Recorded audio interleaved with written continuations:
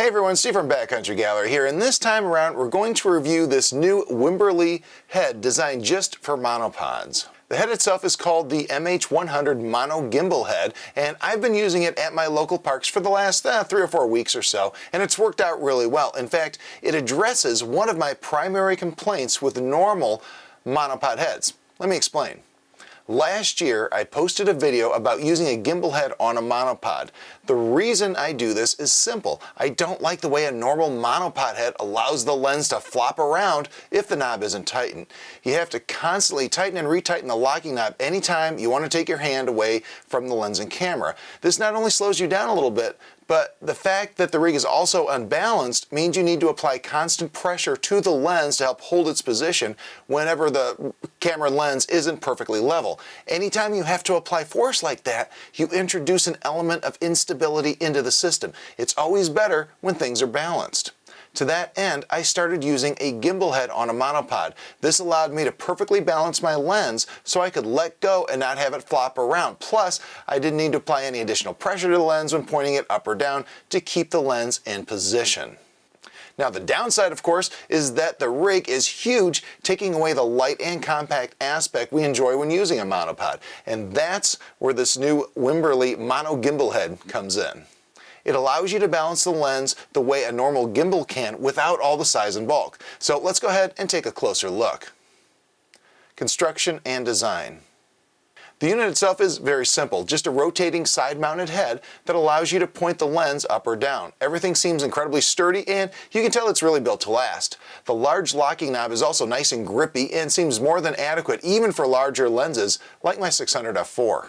The base is also well thought out. You can either screw it directly to your monopod or use the dovetail mount that's molded right into the base to attach it to a quick release mount like I do. See this video for more info on why I do that. It also includes the little safety stop screws, which is a really nice touch.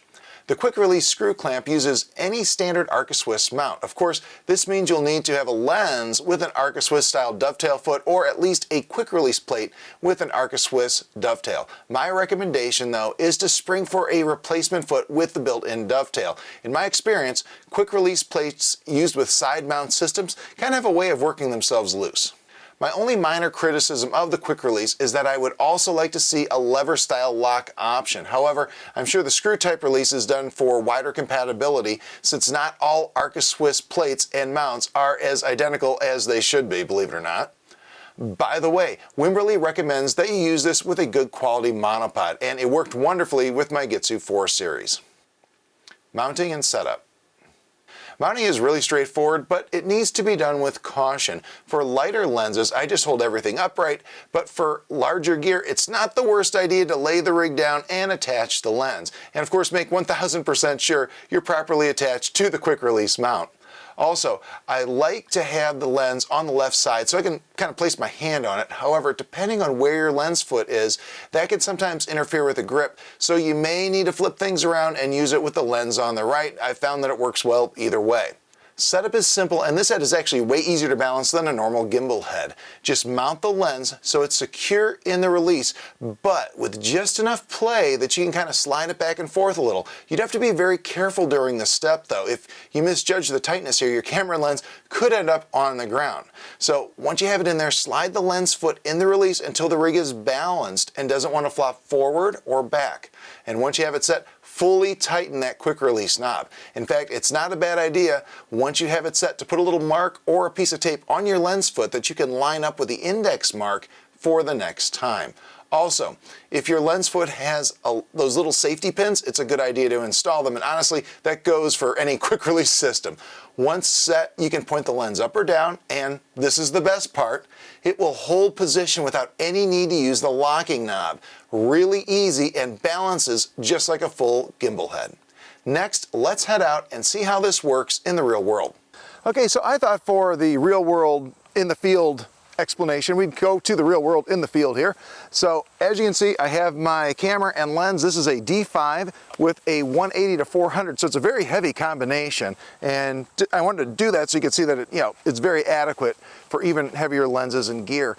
Now, I know the first thing you probably notice is it looks a little bit different than what you normally see with this big offset here on a monopod. And you know, at first I was a little bit concerned about that myself. I thought, you know, is it going to be like, am I constantly going to be struggling holding this lens up over here? But you really don't. What you end up doing is kind of unconsciously, you'll end up just kind of pushing the camera towards the monopod a little bit to kind of balance it out. And then it feels like you're using a regular normal monopod. Truthfully, from a shooting standpoint, I don't notice any real difference between using this setup and a regular gimbal head on a monopod or a regular monopod head. From, you know, how it feels seems about the same. Now there are a few little minor things that I do want to talk about. The first is the rotational aspect of this as far as left and right rotation. Now, since you're not at the rotational center of the monopod anymore, what's going to happen as you turn it, your perspective is going to change a little bit more than you're used to with a monopod, but honestly it has not actually proven to be that big of a deal in the field. Very easy to compensate for just by moving it a little bit, so pretty much, you know, don't worry about that part of it. It's just something to be aware of because you might notice it when you try it.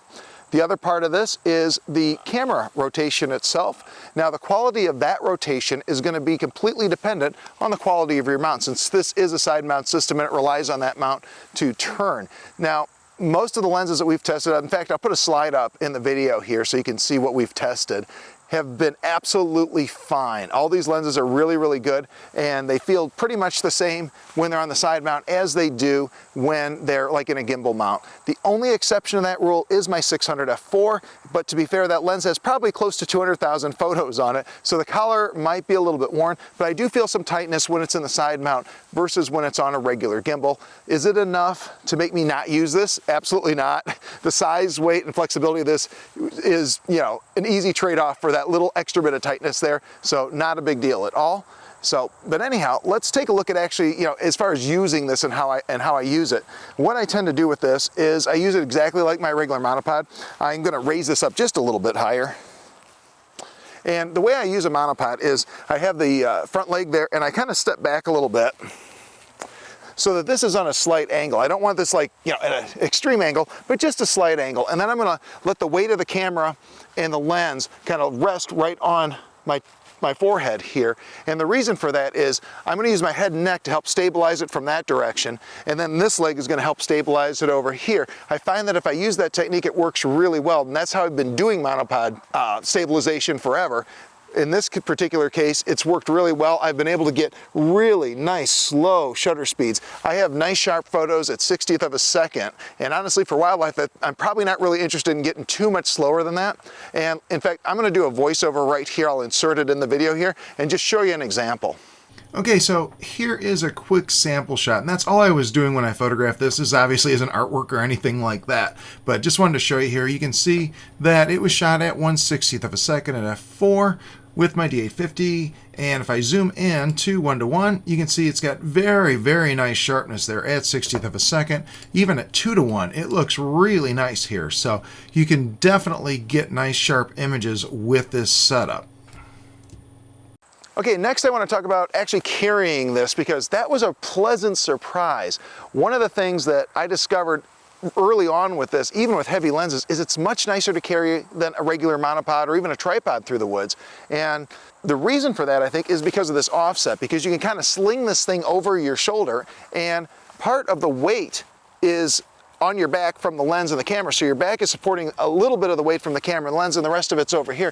So instead of having just that little tiny section of the monopod digging into your shoulder for 4 miles, instead you have this. And I did actually try this with my 600 f4, and I hiked for, I was like 3.5 to 4 miles with it. Normally on a monopod, that is a miserable experience, but honestly, no problem at all doing it with this setup. I mean, yeah, it's still heavy, but it's comfortable, which is to me almost a game changer, because it means I'm going to be able to use this kind of setup in places where I normally would maybe just put everything in a backpack and hope I don't see anything till I get to where I'm going.